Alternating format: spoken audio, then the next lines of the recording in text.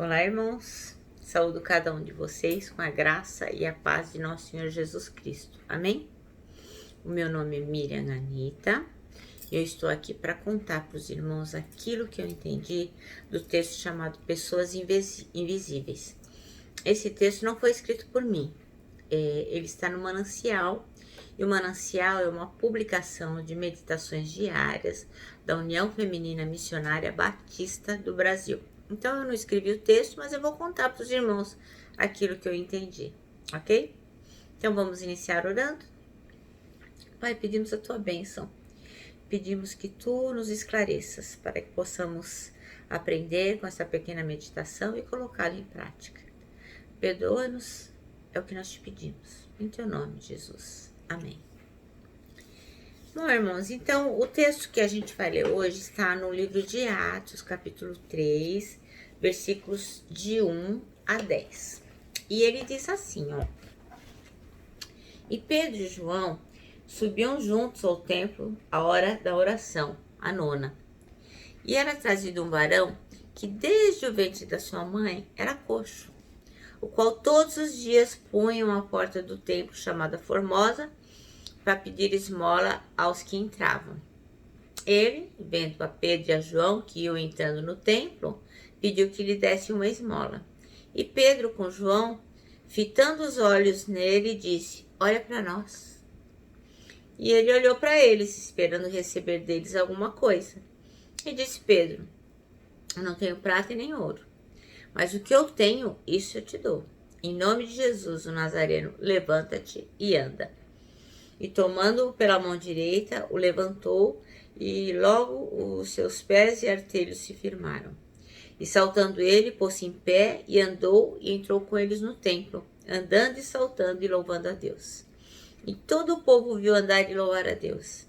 E conheciam-no, pois ele era o que se assentava a pedir esmola à porta formosa do templo. E ficaram cheios de pasmo e assombro pelo que lhe acontecera. Amém? E o versículo escolhido para ser o chave é o 4, que diz assim: Pedro e João olharam bem para ele, e então Pedro disse: Olha para nós. É muito encantador, né? A palavra de Deus é uma coisa maravilhosa. Então o texto que escreveu foi a irmã Marisa Vieira. E ela começa descrevendo que tinha um aleijado, um coxo, né? Que ficava parado na porta do templo. Então, esta porta do templo não era a porta em que todos os judeus podiam entrar. Nesta porta ficavam todas as pessoas. E nós estamos aqui falando de tempos muito duros, né, para aquelas pessoas. Por quê? Porque Roma tinha tomado a Palestina já a partir do ano 63 a.C. Só que Roma não mudou como os gregos tratavam aquelas pessoas. Então, assim, existia escravidão, existia um comércio achacante, as pessoas pagavam muitos impostos, tinham muito latifundiário. Então, era um tempo muito difícil para eles. Então, o imperador se achava uma pessoa escolhida pelos deuses. Ele achava que ele tinha o direito, né, de cobrar os impostos e torturar as pessoas do jeito que ele entendia que deveria ser. E a ordem era mantida a pulso pela força militar. Então, essa força militar garantia que as pessoas continuassem submissas. Então, isso foi criando muitas dificuldades para o povo.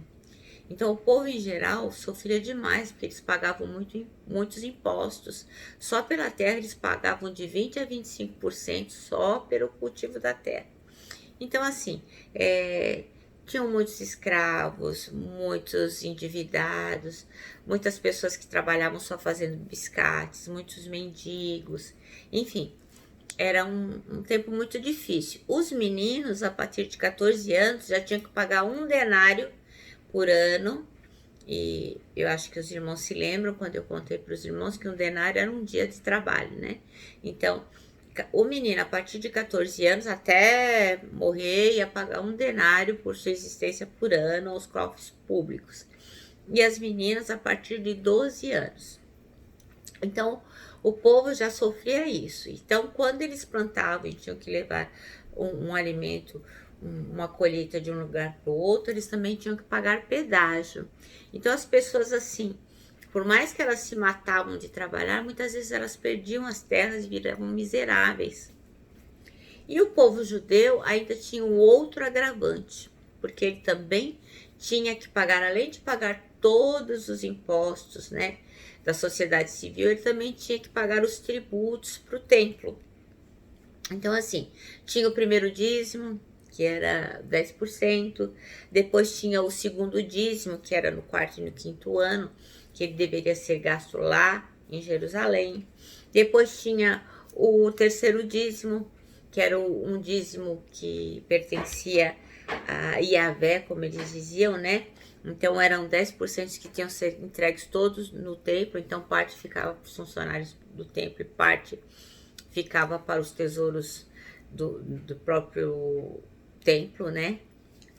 Tinha o dízimo dos pobres, que era o dinheiro que só poderia ser gasto com os pobres. Então, assim, existiam muitas pessoas que eram miseráveis, que elas ficavam à porta do templo, porque elas sabiam que os judeus mais abastados, eles iriam passar por ali e dar esmola, seria um jeito de eles estarem quitando um pouco seu débito, assim, por assim dizer, com Deus. Então era um jeito de ganhar o céu, também era dar esmolas. Então, e este homem que estava à porta do templo, além de tudo, ele também era aleijado. Bom, e seguindo aqui no texto, ela fala assim, que apesar da presença daquele homem ser do conhecimento de muitos, quer dizer, muitas pessoas conheciam aquele homem, que ele sempre estava lá e sempre era colocado à porta a porta formosa. Naquele dia, em particular, ele foi percebido. Então, antes as pessoas sabiam que ele existia, mas não notavam a presença dele. Naquele dia, alguém o olhou e pediu que ele olhasse de volta. Naquele dia, ele recebeu como presente não mais ser um aleijado, não mais ser um excluído. E a gente vai ver no desenrolar do texto que Pedro falou com ele, olhou para ele, pediu que ele olhasse de volta, tocou nele, o levantou e o curou. Então, assim, a presença dele realmente foi notada. Então, pessoas com necessidades passam por nós todos os dias, esperando de nós, filhos de Deus, um socorro. Vemos essas pessoas, mas ignoramos as suas necessidades ou não tratamos com dignidade cada uma delas, porque a gente não olha para essas pessoas com o mesmo olhar que Jesus olharia. Então, entre essas pessoas estão os excluídos, o mendigo na praça, o drogado, a criança pedindo dinheiro no sinal. Nesta lista, entretanto, também temos as crianças que estão tristes ao nosso redor, chamando por atenção. Temos o vizinho ou o parente, uma pessoa desempregada, o idoso, precisando de uma visita apenas para conversar.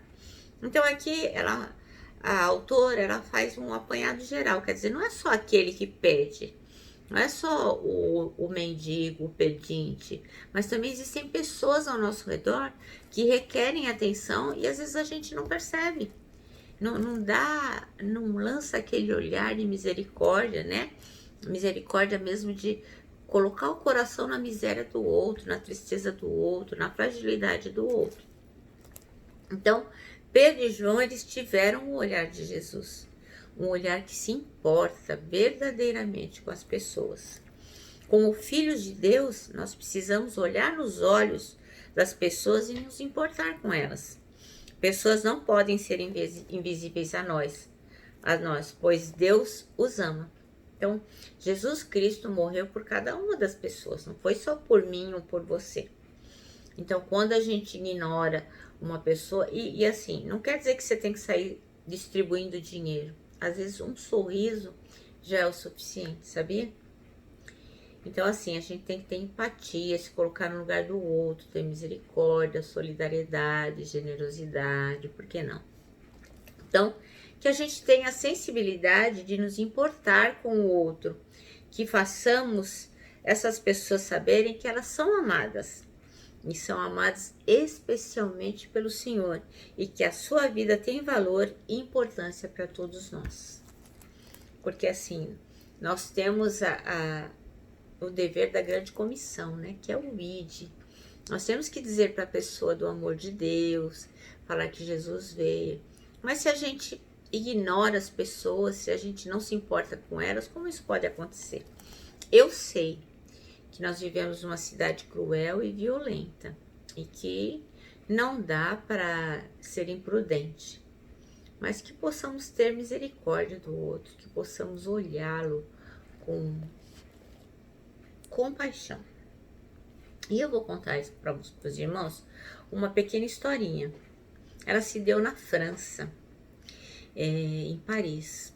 Paris, maravilhoso, iluminado, com seus parques, né, cheio de flores, pássaros. O verão era muito intenso.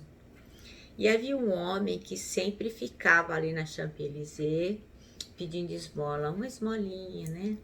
Porque ele necessitava. Então ele tinha um cartaz, ele ficava no chão, sentado, ele era cego, e tinha um cartaz que dizia assim: me ajudem, por favor, eu sou cego.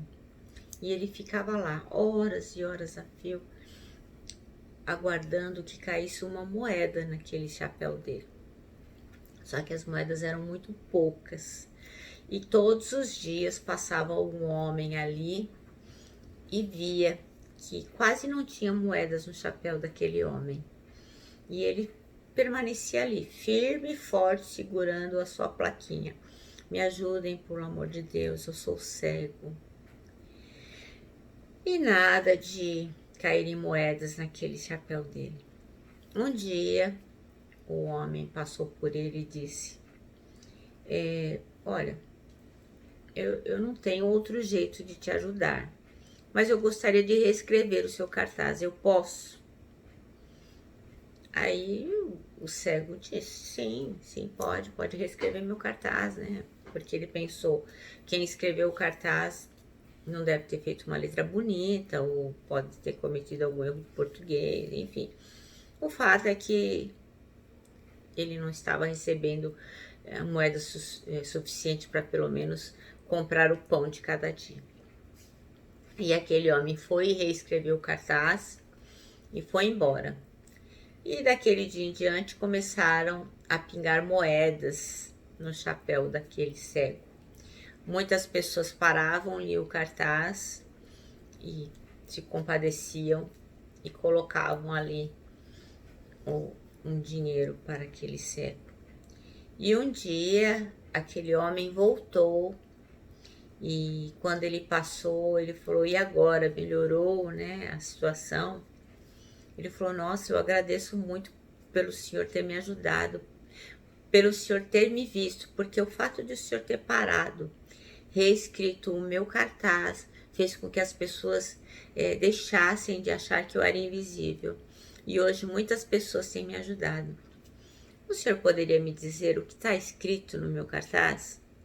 Ele falou: claro, eu escrevi a mesma coisa que o senhor escreveu, só que de um jeito diferente. Ele falou: o que foi que o senhor escreveu? E aquele homem disse: porque eu me importo com o senhor e eu não posso te ajudar de outro jeito, eu escrevi assim no cartaz: é primavera em Paris e eu não posso vê-la. E foi assim que aquele homem, com um gesto tão simples, pôde ser ajudado. Então, irmãos, que nós possamos ter o mínimo de desprendimento, de boa vontade, de desejo de ajudar o outro, da forma que nós pudermos. Pode ser com dinheiro, sim. Pode ser como Pedro, que falou, olhou, estendeu a mão direita ali, tocou nele, levantou, deu Jesus e o curou. Pode ser com uma simples frase como este homem. Mas o importante é que nós tenhamos consciência que ninguém pode passar por nós e ser invisível. Amém? Bom, o nosso manancial termina assim. Como filhos de Deus, precisamos olhar nos olhos das pessoas e nos importar com elas. Isso é fundamental. Eu me despeço aqui com o meu abraço fraternal, o meu abraço de ursa e, lógico, com a nossa palavra de ordem, que é saudades.